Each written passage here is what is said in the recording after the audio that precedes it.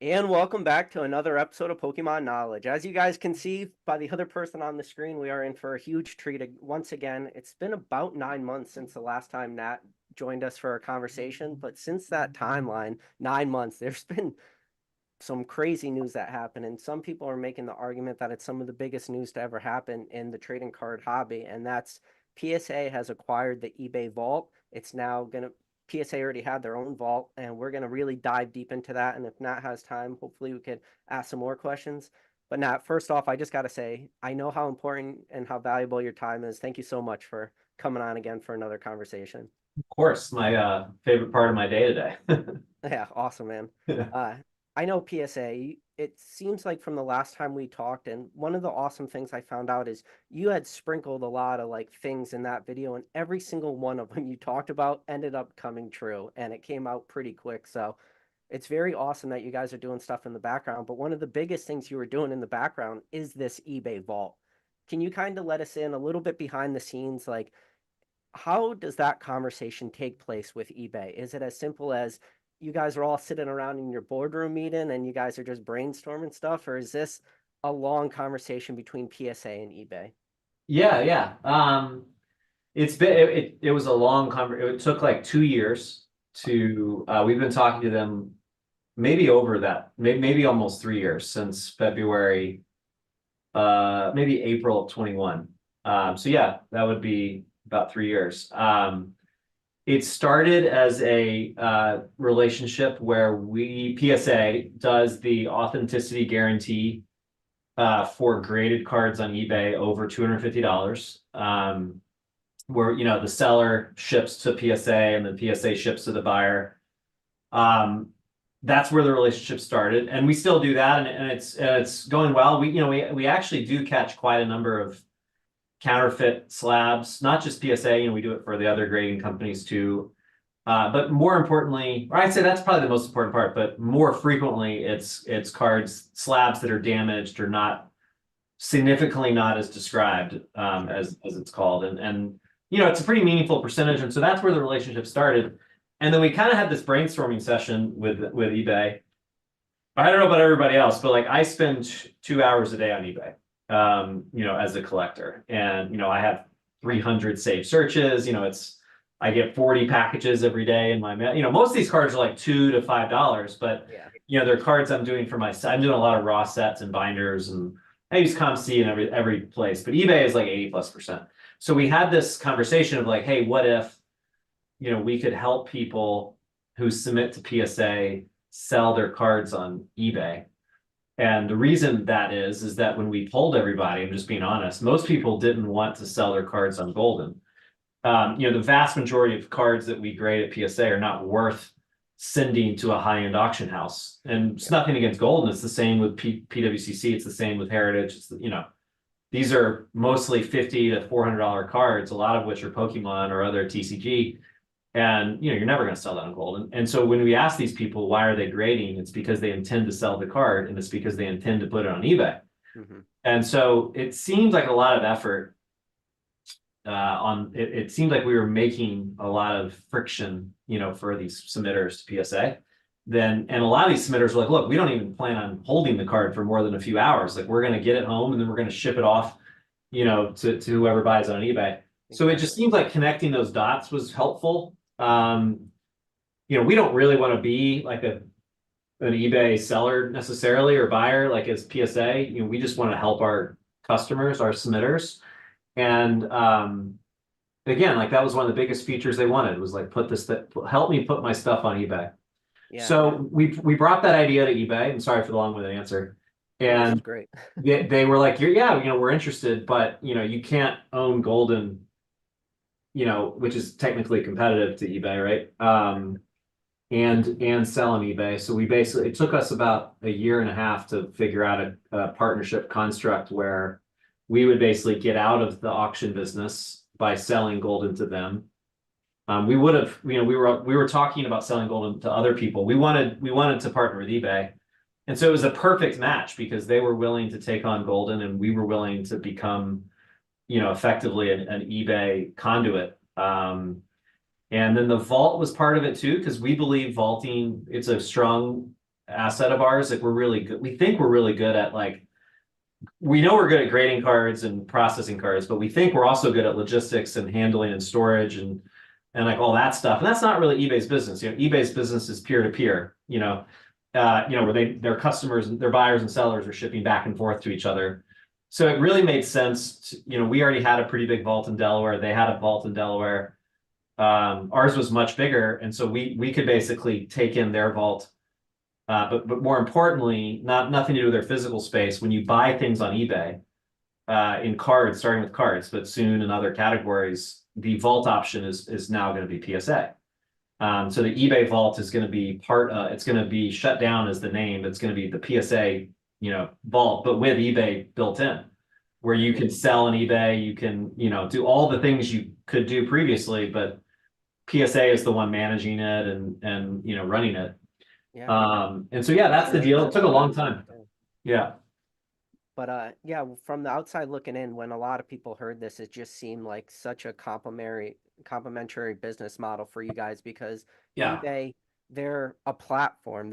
No one ever like thought of eBay as they're handling your goods. It was always, Yeah. person to person through the platform. And then when you think PSA, that's what you guys do. You literally Right. handle the cards from the beginning of the process, from the raw to the grading to the graded. And then a lot of people at this point trust you with their cards. I mean, you've Right. graded hundreds of millions, if not billions of dollars worth of cards at this point. So it just Right. seemed very complimentary. But Yeah. And we've got some really cool stuff coming, like in the vault.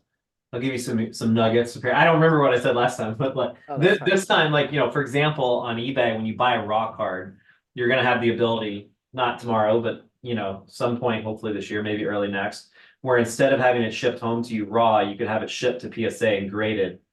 That's I personally probably won't do that a ton, because I like getting the raw card and seeing like, is it really a good, because a lot of the cards I'm submitting for grading are like pretty cheap, like they're sets I'm building, and before, but if I buy a high-end card on eBay, it's more than likely I don't care what it grades. And so like that, I would take advantage. That's one. Another is like in the vault, you're gonna be able to like click a button and have the card reholdered. oh, really? Yeah, so that's kind of cool. So old certs and stuff, we could just click a that's a so that's cool. Set registry integration. So like when you're in the vault, you can see cards. Like, so instead of having to go back to psacard.com, click on set registry, click on, you could in your vault see the sets that card is eligible for. Better pricing data. So like we got a lot more coming on PSA Estimate, where it's version 2, which is much more accurate. Actually, with a big emphasis on Pokemon cards. But anyway, just like we've got a lot of cool. Another thing I think it was in the press release. So we're taking over the raw card authenticity guarantee program for eBay too. Okay. So when you buy so right now it's only graded cards that are $250 and above, but starting soon for any raw card and graded card, it'll all be coming to us. Right now, if you buy a raw card, it goes to Florida and then on, but like intercepting that card as PSA is helpful because we can offer grading, as I said. So yeah, there's a lot of cool stuff that'll come with this partnership. But the selling on eBay, like when you're sending 100 cards to PSA, in your grade reveal, when you get your cards back, you have 100 cards. You can say, okay, this one, I didn't like, I got an 8. Sell. Oh, okay, I'll keep this one. Oh, I'll vault this one. Oh, send this one back to me. You'll basically have all those options, at the time of grades popping. So you could intercept that submission back to you and only receive a few of them, and then send the rest to the vault. Yeah. And the rest. Wow, isn't that? Yeah. So it's like card by card. You can basically, yeah. On the back end of stuff, just from a logistics standpoint, that's not like incredibly tough for you guys to have to, just manage individual submissions and people doing onesie twosies of cards to auction. It's funny. So it is complex, but we spent a year building that. Okay. With Golden as the selling conduit. So just so you know, you can actually do what I just described today, but no one uses it because it's selling on Golden, and Golden's only for a very small subset of cards. Golden's great if you got a $10,000 card right in your order, but the vast majority of cards are not at $10,000. And so but as of right now, you could actually log into my orders on PSA, and when your grades pop card by card, you can say vault, sell on Golden, or ship back to me. And it took us like a year of product and tech work to basically break an order into different lanes. And so, and the vast majority of people today, to be clear, have the car shipped home to them. Yeah. Um, the next biggest percentage is people vault, and the next biggest percentage is golden. But we'll see when we launch eBay selling, our data says that, a significant double digit percentage of cards, it's going to take people to get awareness to be like, realize that they have this option, but, Yeah. we'll go to eBay. So we'll see. So, I mean, this is very anecdotal, but just the people that I've been communicating with in like the Pokemon area, very, very few people ever use the vault, like you were explaining, to do the golden route. But it seems like it's almost close to 100% across the board now, where I'm talking to people and they want to at least try it out. Oh, And cool. Yeah. when you anytime any hobby you have like close to 100% of people saying this could be a game changer and I'm willing to try it out, but I've already seen people start to raise the like kind of the awareness Yeah. is, can PSA handle the amount of volume for those sub $100 cards? And I know the way your fee structure right now is going to be 16%, but with a minimum of a $5 fee potentially. And then I don't know if that number ends up changing or not, but a lot of people are nervous. Like, can PSA's vault handle this volume? Because one of the complaints I heard about the Golden Vault was for higher end cards, call it the 10,000 plus dollar, it was about a 3 week turnaround time from getting your grades back, submitting it to Gold, and then having it at the auction. Yeah. So Do you our plan have is that 24 hours. infrastructure for these sub $100 cards? We do, yeah. Our plan is 24-hour turnaround time. So when you get a card graded, let's say the grades pop today, the auction will be live tomorrow on eBay. That's 24-hour turnaround time. Yeah, that's the plan. Now, look, is it going to be that way day one? No, that's the plan. But we absolutely have the operational ability to do this. We do it every day out of our grading centers, right? In New Jersey, where I am right now, Yeah. or in California. The vault team in Delaware is also capable of it. It just hasn't had to do that amount. They do a few thousand cards a day today. Believe it or not, we have a lot of low-end cards in that vault today. Like over 100,000 Pokemon cards last I checked. Okay. But it's a drop in the bucket compared to what PSA is grading on a daily basis. So we're grading 10 plus thousand a day. Like every 10 days, we grade more than that are in the vault. But the vault's growing fast. We're going to launch, like I said, with an ambitious goal of 24-hour turnaround time from grade pop to eBay live on eBay, excuse me. And then we're going to try and allow people to get paid out as quickly as the buyer pays. And it'll be under PSA's eBay account, so you don't have to worry about feedback and returns and like customer service with the buyer and like all that shit. That's part of my language. That's going to be handled by our team as well. Shipping, we'll ship the card to the buyer. We'll handle all that stuff. Relist at, if it needs to be relisted, all that's handled. So yeah, I'm guessing. Yeah. I don't know if you could give us the numbers, but I'm guessing obviously there's going to be no free ship, and that's kind of silly from PSA. We'll charge the buyer for shipping. Yeah. But do you have like a price point in mind? Is it going to be a variable or is it going to be a flat rate? We're trying to figure. Honestly, like we're new to this, so like with Golden, we have experience in higher end. We're definitely going to do combined shipping.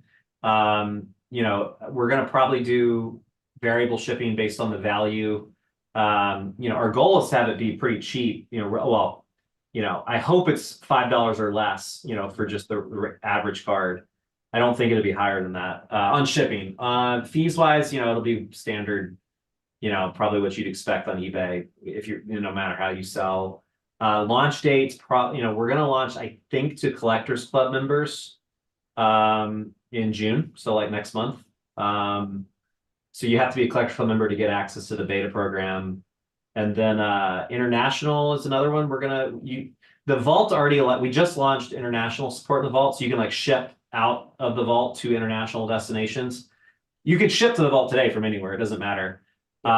We're still TBD on if we're going to allow international bidders on our eBay account, because there's a much higher rate of non-payment, which I think some big eBay sellers restrict international bidding. We're still like working with eBay to figure out, kind of what to expect with that.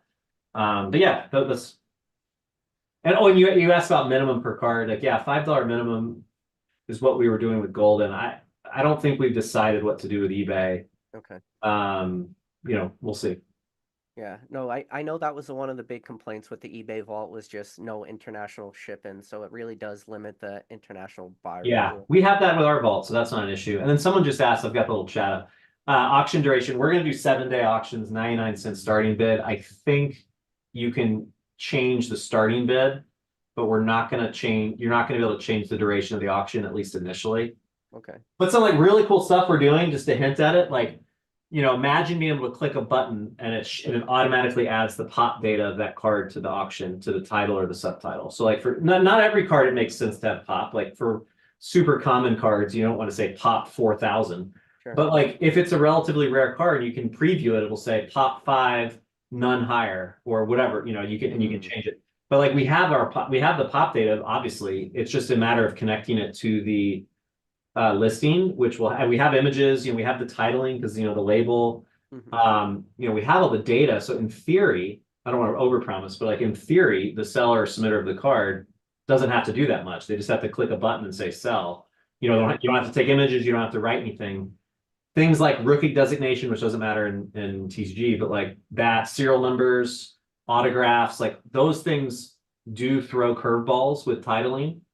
But we've been working on that for the last year or two. Like not many people know this, but like we type in every serial number today of a card that's graded at PSA. So like we know, it's 73 out of 99, and that data does live at PSA. So when you list it on eBay, in theory, it'll say 73 over 99 in the title. But all that kind of stuff we have to validate and make sure it works. So this isn't just going to be limited to just trading cards then. It's going to be the entire vault, so bats and balls and all that stuff too, huh? Good question. I don't actually know the answer to that. Our plan is to, with eBay, extend this to coins, extend this to everything we grade. I don't see why it wouldn't extend to everything in the vault. I just don't know the answer if it's going to start day one that way. So right now you've been mentioning auctions. Is there any plans in the future for potential for buy it now listings? Absolutely, yeah. Buy it now is going to be what we call fast follow. So it's going to follow the launch of auctions. How fast? I don't know. I'd hope it's a month or two. I'm hoping before the national, but I could see that, getting pushed. I mean, the vast majority of people want auction from our surveying. But obviously buy it now is big too, on eBay. Yeah. You know how this works. Like, there's buy it now, there's BIN, there's OBO, like or best offer, like, enabling offers back and forth. There's complexity to it. Just doing a fixed price with no ability to make an offer is probably where we'll start. And then, we'll eventually we'll have complete, buy it now with best offer functionality built in. But our priority is the best offer feature. Would that be an automatic thing where you automatically put in what the lowest you're willing to take? And if somebody, I feel like people would definitely try to game that system because then you kind of remove the seller element out of it. If it's a more automated system, people would just be like, keep throwing out offers. So, well, it's the same thing as eBay. I mean, we're not going to do anything different with eBay. I mean, it'll just be through their APIs. It's the same thing everyone does, like ComC and everybody. So, you can set it up to receive offers. You can have floors, auto decline below X. You can auto accept above Y. Like, there's a lot of complexity in there, logic that you have to build in, that, when you look at the actual data, most people buy cards on eBay via auction. yep. It's actually different. Most categories in eBay, it's the other way around. But in trading cards, because there's so many SKUs and so many grades, like every card has like 18 potential grades, right? If it's PSA, 1 through 9, 0.5 increments, and then a 10, multiplied by how many spec IDs there are, which there are millions. And every single one of those combinations is a different price, fair market value, right? Yeah. So like the ability to accurately price a fixed price bin, on eBay is actually really hard. So price discovery occurs through auctions. And so that's why you see, so that's my opinion, why you see all these people list through auctions. And that's why we're starting with auctions. Like auto parts and all this stuff, it's much more fixed price bin, buy it now. So yeah, auctions it's in a way just forced liquidity, Yeah. I mean, it's gonna sell for whatever it sells for, but yeah, it's beautiful that you guys are gonna open it up to buy it now. It's in the future. But so this is the thing too. It was the eBay vault, now it's the PSA vault. But what about all the other graded card companies, slabs, your Beckett's and Yeah. whatnots that are there? Are those also going to now be integrated into the PSA vault? And then in the future, will people also be able to still submit other graded card companies to the vault, or are Yeah. you guys going to kind of limit it? No, no, no. Yeah. In fact, today PSA's vault has tens of thousands of slabs. I know for certain that are not PSA. Okay. eBay's vault, same thing. There's no plans to change that whatsoever. It does cause issues with our titling and serial number tracking and all that stuff because we didn't grade the cards, so we didn't type in those things at time of grading. But we try and we have a separate process basically. Like if the BGS card shows up at our vault and it's serial numbered, we have a process then. With a PSA card, we captured that serial number way upstream. But if you sent a PSA card that we graded, say 10 years ago, it's the same thing. We have to then capture the serial number because we didn't 10 years ago. So we basically we treat non-PSA cards, a little differently because we have to collect more information. But no, those are fully supported. We know that we're not, the entirety of the market, and there's especially at Pokemon, like with the black labels, BGS, like we see quite a few of those show up, Sure. which is totally fine. So you mentioned in the vault there will be an option where you can do like a relabel where you could reslab it. Now, will there also be a potential button for a crossover Yeah, grade? Because yeah, yeah, yeah. PSA nines sell for higher than Beckett nines. Let's just be honest. Yeah, yeah, yeah. No, we actually, yeah, that is part of the plan. We may do it more manual to start where there's a button that says that, but really all it's doing is it's sending a support ticket to someone to create a submission and like manually do the submission for you, which is, as far as the customer is concerned, is the exact same thing. Yeah. Because we don't have graders in Delaware, to be clear. The graders are in California or New Jersey. And so the card would basically be pulled out of the vault and shipped to one of those locations, which is again like totally expected and fine, I think.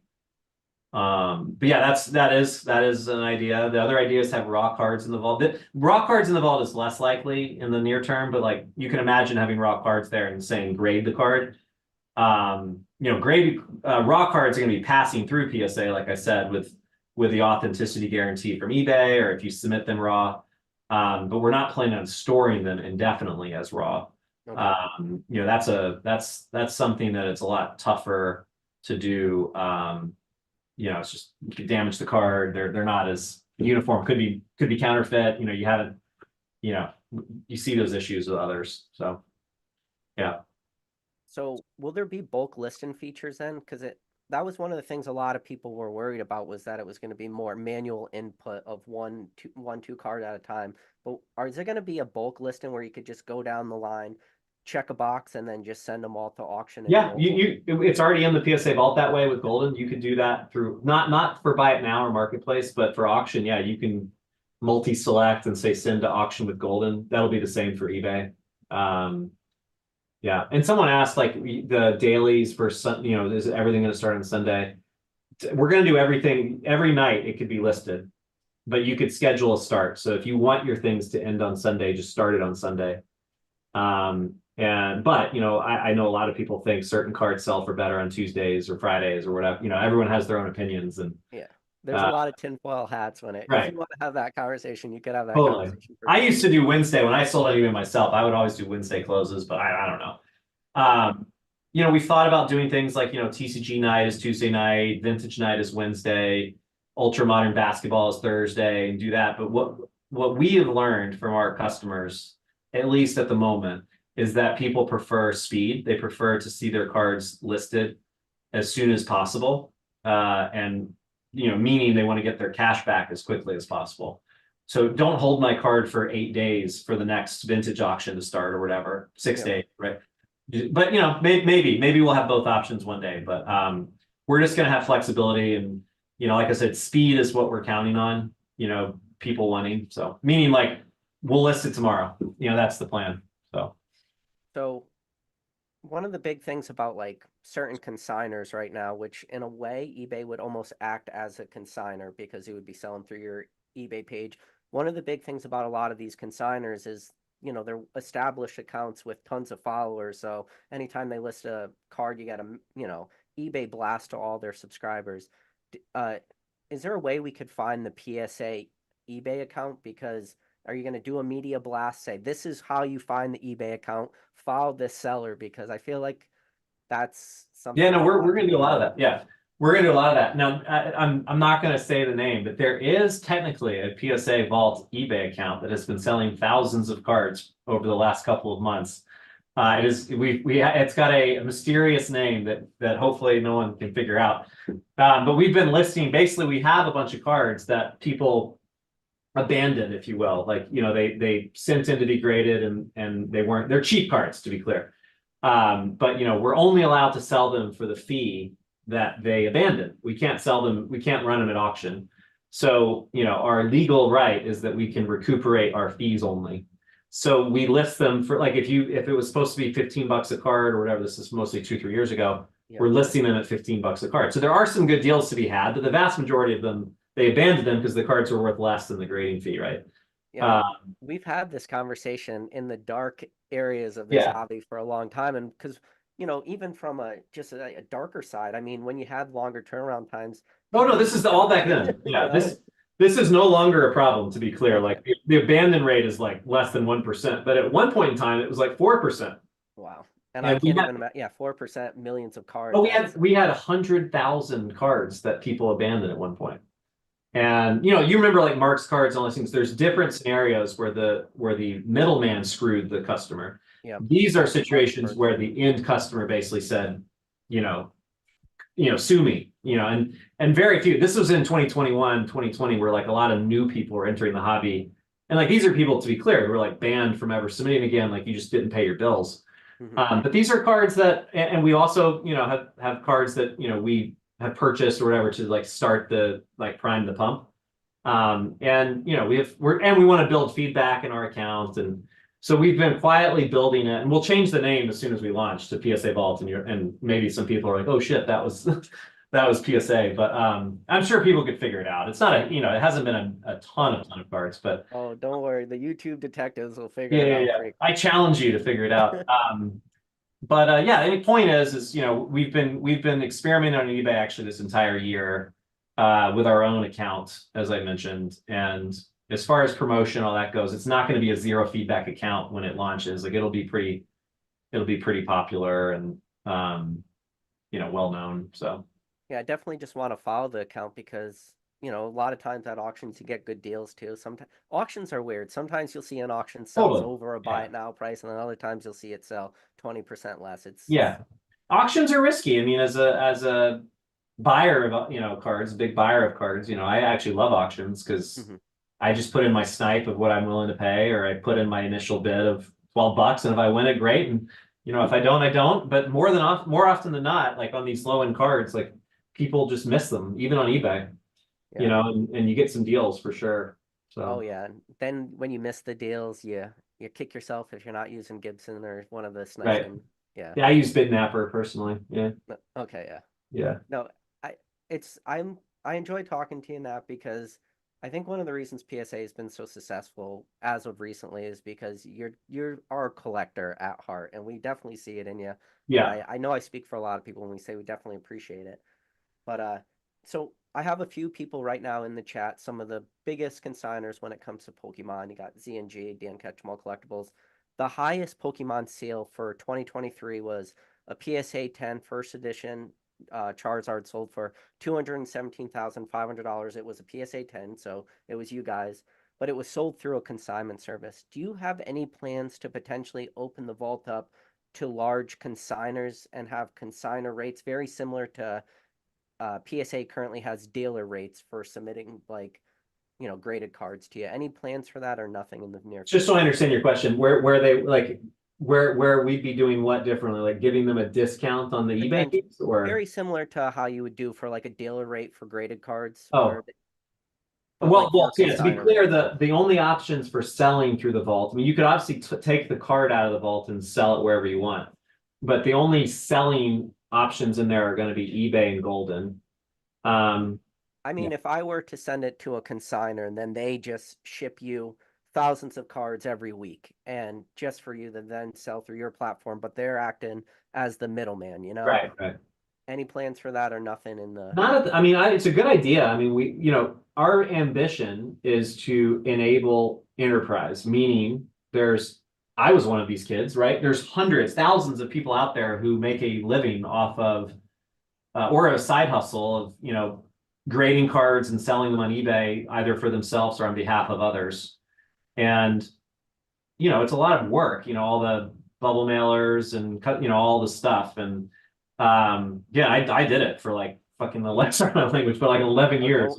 It was awful. Feel free on this channel. This Yeah, is yeah. not one of those type of channels, so go ahead. So like the taking the logistics out of that, the operational heavy lifting, and allowing people to just do what they're good at, which is play with cards and talk to customers and collectors, and like don't worry about shipping and returns and payments and like all that stuff, is an ambition. And you have to make money though as a enterprise, as a company, not just us, but I mean whoever's that person. And so similar to group subbers with PSA, where we give a discount to them that they can pocket for the effort of bulking together those cards, I can totally imagine us doing the same thing, with this platform, with the Vault platform, with eBay. So in other words, like if we're charging X% on eBay, you get X minus some percentage. Yeah, and we've gotten reached out to. I mean, a lot of people submit cards on PSA. Like I said, they are doing it as a business where as soon as the cards get shipped back to them, they are putting them on their eBay account. And it's a lot of work, and they don't want to do that. So after this live is over, I could give you the contact of 3 of the biggest middleman consigners on all of eBay for Pokemon. And do they submit their sending cards in to be graded too, or no? So one of them did do, they had a name for it. They called it Consignment Plus. They were also part of your dealer program, so they were getting lower rates. But what they were doing was they were actually paying the upfront grading fees too. And then they would send them to you guys. They would get those cards back, list them on their eBay, which is the largest consignor currently, I believe, of just Pokemon cards on eBay. And then after those cards are paid for, then they would pay the consignee the difference. So they would pay that upfront grading cost, and that was huge for a lot of people. A lot of people took advantage of it. I took advantage of it for graded packs. Got absolutely destroyed on graded packs, but. I mean, look, I would first of all would love to talk to them. Our ambition here is squarely customer friction removal and speed. Like we just, when you talk to collectors, they care about getting their cards back faster and selling them faster if you intend to sell. A lot of people grade to collect like I do and others, but for these folks who are consignment shops and businesses, that's what matters most. And friction is, we hear, like I said, the logistics, the operations, the bubble mailers, the returns, the managing feedback, managing all the hilarious, messages you get from eBay buyers. It's a lot, and we're trying to simplify it. So, but yeah, just definitely would love to chat with them if we can help them. So. Yeah, and then those guys will definitely owe me one now. But I can't promise anything. I mean, this thing is like, I don't want to this thing is launching like in June. Like it is going to be, a learning process for us, on how fast we want to take on, at what volume. We have no idea. I mean, 1% of people in June may start selling on eBay, or 10. Like we have no idea. Yeah. I know the numbers from Golden. Like I said, it's relatively small because the fit isn't relative to the product, the market, with the types of cards people are grading versus the types of cards Golden sells. But anyway. Yeah. I told you before the live started, we just hit the 30-minute mark. I know your time is valuable. If you have time for a few more questions or. No, I'm good. Yeah. Go for it. Yeah. So one of the things you guys did really recently is you've started taking photos of the before and after. And I got so many messages from people saying my cards got scratched up for those before photos because you're taking the photos in the card saver ones. I don't even know how many messages PSA must have got from people. Many thousands. Yeah. Yeah. But for everybody out there, your first photos are definitely taken. They're in whatever case you sent them in, that's what they're in when we take the first view image. Yeah. But so now I want to ask you a little bit about SGC. So kind of moving a little bit out of the eBay vault. Yeah. So walk me through the SGC acquisition, because I feel like that was one that really surprised a lot of people. Yeah, I mean, we were talking to them for years, similar to the eBay deal. I'm a huge fan of Dave Foreman and Pete, and frankly the whole team. I didn't know their whole team that well prior to a couple months ago. I really only knew Dave and Pete. And look, I have a lot of respect for their expertise starting in vintage and pre-war, which is the foundation of PSA. I mean, that's kind of where PSA started, as did SGC. Our registry is very much skewed towards vintage, very much skewed to vintage sports. And that's where SGC is rooted as well. The conversation really started on, holy crap, we don't have enough experts in vintage at PSA for the volume of cards that we receive. And it's probably our biggest pain point in turnaround times is vintage sports.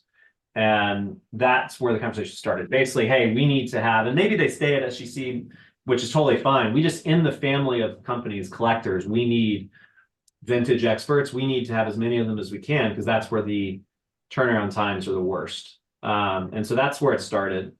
Where it evolved is, we started seeing a lot of opportunities to collaborate around fraud detection. We've had a few really cool wins. Can't name names, but like both companies have collaborated well to identify, I would just call them like new to us, which I mean, these people have been around probably for a little bit.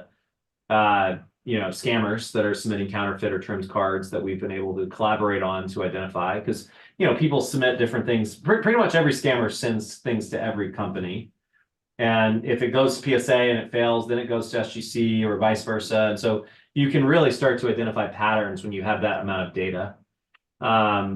It really, the interesting data set, most people who submit to SGC do not submit to PSA. And so it's a new customer set. It's a new set of customers that are mostly not overlapping. And it allowed us to gain a relationship with those individuals that frankly, we probably weren't going to convert to PSA customers. That allowed us to, learn from them as to what, for example, this eBay program, apply that eBay program to SGC submissions is the vault, have, send to the vault be part of SGC, the online submission center. So that's the kind of stuff we learned, and we've enjoyed getting to know them. The business is doing great. We were worried SGC was going to see a decline in submissions after they were acquired. Like I said before, most submitters to SGC were not submitters to PSA. So we thought there'd be, some grand conspiracy that we were going to shut SGC down, which is not the case at all. And thankfully, their customers, I think, believed that, and their business has grown faster than prior to the acquisition. I don't know if that's because of us or not. I mean, we haven't really done it. We've left them completely alone. That's another key tenet of the deal is Dave and Pete can, do whatever the hell they want as far as grading, what they grade, how they grade. There's no, we do have cool ideas we're thinking about, like combined stat registry and, but really it's more behind the scenes, like brand protection stuff or fraud detection that we're working on together. But that's SGC.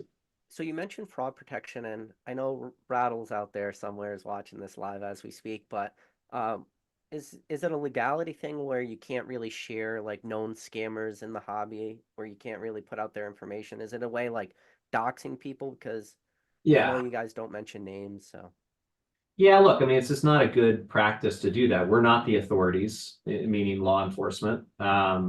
We could be wrong. We're a business. It's our prerogative to be, confidential about our investigations. We could be wrong, we collaborate very frequently on a daily basis with the FBI and other law enforcement agencies and provide them tons of information. And many of those times, they make that stuff public eventually. I think DB Henkel is probably the one of the more recent ones that I can point to that was on autograph forgery and memorabilia forgery that we helped collaborate with the FBI on. That became public, but we allow the law enforcement basically to make those things public. I don't view it as our job to out scammers. We do share a lot of information though with other parties in the industry, other grading companies. That's, like I said, that's how the SGC combo really got restarted. Yeah. But we do the same with others. We've done that with CGC, for example, as well. So. Well, no, that's a good answer. That was a, answer I was expecting too. Yeah. But, so recently there's been this is going to be one of those spicier questions. There's been so much in the news right now with card altering too, and PSA, I feel like you guys have really gone out and made some pretty definitive statements when it comes to card altering, especially like card polishing, trimming, stuff like this. Is it just, do you guys feel that you had to make that announcement because you were hearing more people talk about it, or were you just potentially seeing like an influx of potentially, you know, tampered with cards? Yeah, I mean, look, we have our standards. Our standards haven't really changed over the years. People have, I would just say, I don't even know if it's gotten smarter. History tends to repeat itself.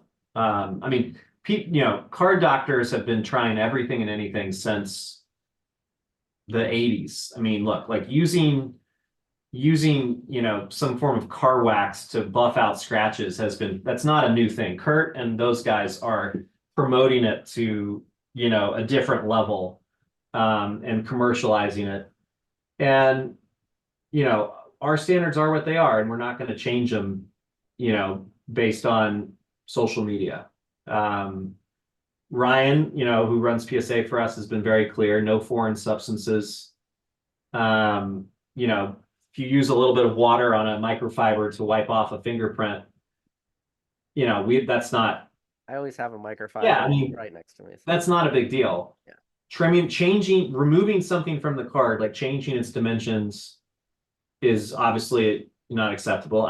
We're not going to buy into the restoration narrative. And I'm in 100% agreement with it. I'm very anti any. And by the way, if you want, I'm not saying you, but if someone believes that restoration should be acceptable, that's totally fine. Then don't submit your cards to PSA. That's a great answer. And like, that's just, our standards are what they are. We don't believe cards are like art. There's, modern cards, there's hundreds of thousands of copies of each of these cards. In art, there's not. It makes sense to restore an original, Michelangelo painting or whatever the hell it is. But when you have, 100,000 Mickey Mantle 1952 Topps cards, the way people differentiate value is by quality and condition and authenticity, and, changing the card in a way that is inappropriate. It goes against the whole, framework of that industry. So, well, when you mention artwork and you talk about a Michelangelo or a Da Vinci, the thing about that is, yeah, everyone knows that it was restored. It's not something somebody tried to do in a nefarious way where they're not actually like making that information public, which I feel like that was a lot of people's complaints. It's one thing to have restored art, but it's not like somebody's restoring artwork and not disclosing that it's restored. So right. Well, again, cards, like I said, it's different. Like, the Wimby card, that card, they used a microfiber to wipe off fingerprints. yeah, I know that was a big. I mean, we were there. We were in the room. Thinking standing up the way he did in front of everyone, just saying. Yeah, we were in the room. I mean, it wasn't inappropriate. By the way, I see this guy in the chat. Like, let's not get cute with words. Wax, foreign substances. Yeah, sure, water is a chemical, but don't be dumb. Like, that's not what we're talking. Everyone knows what we're talking about. We're talking about chemicals. We're talking about wax. We're talking about, stain removals, things that are that are clear foreign substances that are not, natural in a cardboard setting. It's a very easy line to draw. And the problem for us is a lot of the stuff is hard to detect. We try our best. We're working on mechanisms to detect it better. We have some really cool things that are working in the lab, if you will. A lot of these cards people send in, the cards are still wet, or you can smell the wax on the card. So there's some pretty easy ones to detect. The batch of the order of the batch of cards we deactivated the other day kind of fell in that category. But we're doing our best. Yeah, that's good. I mean, that's, I guess, the most everyone could ask for is continuing to figure it out and taking ownership of it. But on a happier note, though, so PSA has definitely really been pushing, I would say, in my opinion, closer to like being favorable for TCGs, because it's always in this hobby felt like TCG was the black sheep of PSA, but it definitely feels like you guys are really accepting of TCG way more. We're seeing how many cards are being graded, but the PSA magazine, with the shift from just mainly being a sports / combination, you could see I got the older magazine there, but can you talk me through that a little bit? What made you guys decide to say, let's do a TCG focused PSA magazine?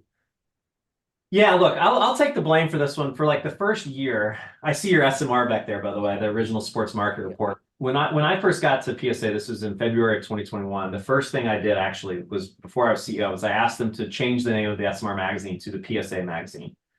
And the team had the idea to do a PSA Pokemon magazine. And I was like, no, like, we need it to be, not that I anything against Pokemon. I thought there was more of an overlap between sports and TCG collectors. And it turns out I was wrong. They're really, yes, a lot of people do collect both, but the vast majority of people collect just Pokemon or TCG, and they don't really cross over to sports. Again, there is exceptions.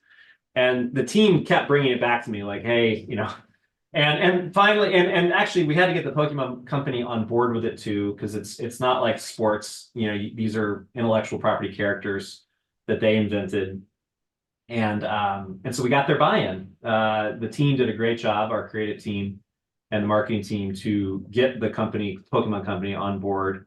The others were a little easier, Yu-Gi-Oh and the others, but we're really excited about it. We have a dedicated pop culture team that TCG lives under. Elizabeth Gruna is the woman who runs it. She's actually in France right now, or just was over the weekend for the big conference. We have she has a team. We have a full dedicated team to TCG now, which we really didn't have before last summer. And all they do is think about, the magazine, our pricing, specials. One of the biggest things they do, which we're going to announce, is what does an error card mean in Pokemon? What cards should we identify? How do we handle I thought in the chat, we frankly failed at autograph authentication in Pokemon over the last year. Well, guess what? We've hired two of the world's best experts in the last 2 weeks, which we're going to announce soon. And they're helping us in a big way already. Yeah. So, these are the things that team, because that's all they think about is, and the TCG magazine is part of that. Elizabeth's the managing editor of it. But my point is, it's much bigger than just the magazine. There's a whole, effort now towards all those things that used to just kind of get lumped under sports. But look, it's hard to acknowledge or hard to deny that Pokemon is our biggest category of anything. It's big. It's almost twice as big as baseball. So therefore, it really needed its own team. No, honestly, that just makes me so happy to hear you say all that. So Yeah. because that was something that we really feel we've been missing. But you quickly mentioned pricing. So right now for TCG, the cheapest we've really seen for bulk is you did one $13.99 TCG special. Last time you were on, I know it's just an arbitrary number a lot of people come to, but the $10 grade-in. How far in the distance, or if never, is $10 grade-in? Is that something we could potentially see, or? Look, we'd love to get there. The problem is, if we did that, we would get demolished with an avalanche of cards. Especially with the vaults opening up. it's not a matter of, what's the right word? It's not a matter of trying to eke out an extra dollar in revenue. It truly, we've actually, we don't need credit for this. I'm not asking for it, but we have consistently lowered our average price since we bought the company 3 years ago. So our average price that people are paying, we have successfully decreased, over the last 3 years while increasing volume.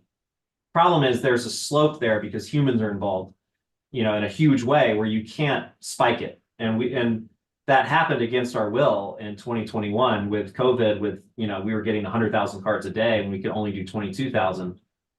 That's what would happen again. We're now doing 60, 65,000, but we just can't receive 100,000 cards a day. The whole thing would break again. Yeah. And our data shows that if we went to $10, that's exactly what would happen. We've thought about doing it and doing a lottery, if we did that, it would be limited to set collectors, folks that truly need. We don't want, dealers to just make an extra $4. We really want the collectors to benefit, the ones that are collecting for their sets and participate in the set registry. We have some technical challenges to how we connect, the checkout with the set registry, but my point is, we'd love to get there. I still probably am going to say the same thing I said last time. I don't remember exactly, but it's just we can't handle it. Yeah. So. I mean, that's the truthful answer. I feel like that's the answer most people already knew anyways, but it's just good to hear it from you. Yeah. So another thing you guys are doing too is you're doing photo matching. And I saw this on an interview with Ryan Hoge, talked about photo matching, how you could potentially go back and see some original bats and gloves and try to match it to old photos, especially for the authenticity there. Can you talk a little bit about that? Yeah, so Ryan Hogan, he's the head of PSA. Photo matching is a small but important, it has an outsized importance in the hobby because you use photo matching tends to be on very high value things. like a Michael Jordan, game use jersey or a glove or, Hank Aaron uniform or whatever. And and PSA, we tend to we love things that aren't necessarily economically huge. Like, for example, we authenticate bats. For example, we authenticate unopened packs. For example, video games. For example, like all these categories individually don't make more than a couple $1 million a year in revenue for us. Frankly, they probably lose money overall, but they're important to collectors. And photo matching is kind of in that same category. We want to be relied upon as an authenticity expert. And, a lot of people who collect high-end cards collect high-end memorabilia. And photo matching is an important, do we expect this to be a huge business? No. But it's an important thing to some of our customers, our collector customers that have been asking us for a long time to do it. And, we more than most companies have access to a lot of data. Like, we know, like, we're seeing these jerseys anyway. They're often signed. Like, we're the ones doing the autograph authentication. It's kind of silly, that we wouldn't be authenticating the item itself. So that's the thought behind it. No, that's good. So somebody asked this question, and I don't really think there's much merit to it, but I'm going to put it out there. This might be a trigger warning for a lot of people, but now that PSA has acquired SGC, is there any potential for cross grades from SGC to PSA? And I'm hoping you say no, but I No, know a there's lot of people were asking the 9.5 SGC question. So no. They're two separate databases. There's always going to be two separate companies from a grade perspective. Where there's no, if you want a card crossed over to PSA, you have to submit it as a crossover. It has nothing. There's no special privileges between those two grading standards. yeah. So one more question I gotta ask you is, I know in the past you, especially on like blowout forums, you've been kind of like anti upcharges. Oh, the one post. Okay, yeah. The one post. So I'm sure a lot of people By the know way, I it's want to still call this out. 2019. So I could have deleted that this whole time. I would like everyone to realize that I have not. I've left that up there. so now that you're obviously seeing the Yeah. back end of all this and you're seeing behind the curtain on all this, have your thoughts changed on just upcharges in general, or No, if anything, the other way, and I'll tell you why. I did not appreciate at the time that PSA has a grade guarantee where we buy back cards. And like, for example, that I remember where I was. It was actually to Orlando. It was a PMG green, Kobe Bryant. I was at the National, blah, blah, blah, blah, blah. I paid $700 to get that card graded. If that card were fake today, we'd buy that card back for probably $500,000. That's the market value of that Kobe. Actually, it's probably even higher. And because you go read our grade guarantee, it's at current market value. And authenticity is usually the most obvious buyback situation because there's black and white. If the card, let's say is slightly small, like it could just be manufacturer small, it could be trend, like it's hard sometimes to fully know if a card is should be bought back. That is self-admittedly a tough situation. But we buy back millions of dollars a year in cards. And when you submit a card to be graded, it's a one-time insurance premium that we're collecting. We're not an insurance company. I wish we could charge you every year, right, for that grade guarantee, where we'd say, hey, if you want the grade guarantee to continue, you have to re-up the grading fee for PSA every year. Which, by the way, is how most industries work, but with insurance, but not with us apparently. So again, we have to get a fee tied to market value to the card. Otherwise, the grade guarantee doesn't make sense to support. Those things are linked. And before I worked here, I did not appreciate to the extent of which we buy back things. It's a lot of money. So, well, yeah. hey, you're one thing I could say is you're very transparent, you're very honest, so I do appreciate that from you. But you did talk about how you're not an insurance company, so you can't charge all the time. But one of the questions I didn't ask about the vault, and I gotta circle back and ask it, will there be storage fees associated to the PSA vault, like short term or long term? Not short term. We don't know I don't know the answer. We want to see the behavior, how many people leave cards in there forever. If people are using it, which honestly I am, I send cards to the vault to not have to pay for insurance at home. Mm-hmm. That's not really fair to the PSA vault if it's completely free. If you never intend to sell those cards, the current business model is we make money when you decide to sell them on Golden currently, but soon eBay. given that if that ends up being, I'm just making this up, if 3% of people ever sell a card they send to the vault, the math won't work and we're going to have to charge storage fees. But if some bigger percentage, I don't know what percentage, because we don't, again, we haven't launched the eBay thing yet. If we can make a business on the PSA vault from those selling fees based on whatever percentage are actually sold, then maybe we don't have to charge storage fees. But if I had to guess, there is going to be some form of a fee, but it's waived if you sell. So let's say you leave the card in there for 8 years, and on year 9 you decide to sell. Yeah, you paid storage fees for 8 years, but in that 9th year you didn't. Like, that seems fair. Like, we're paying for insurance. We're, it's not going to be some huge fee either. It's going to be something that probably is even cheaper than, your own insurance at home.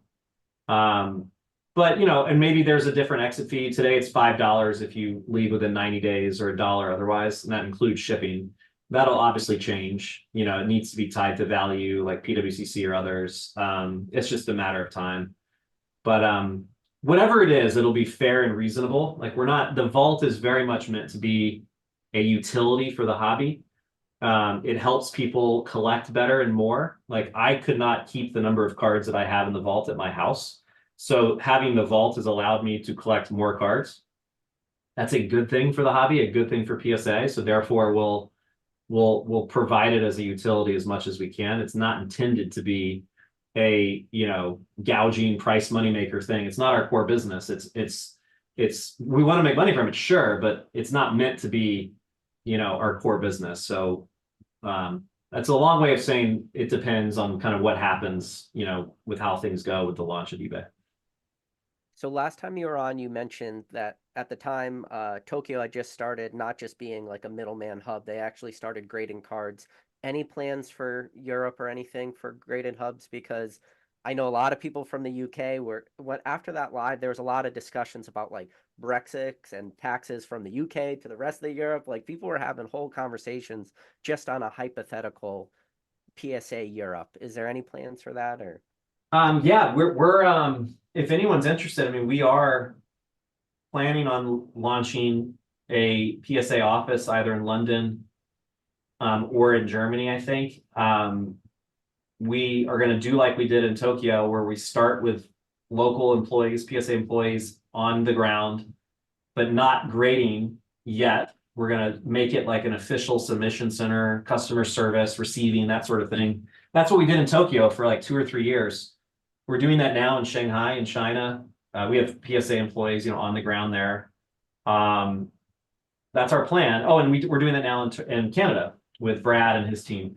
So our plan is to do the same thing in London, where it starts for a year or 2 as a submission center, and then once we get enough confidence that the cards are there, the volume's there, we have people in Santa Ana and New Jersey who are willing and able to relocate. Like, our Japanese grading lead actually was an American in Santa Ana who raised his hand to go start that office in Tokyo. So we have people ready in the US who will move to London, for example, to start grading.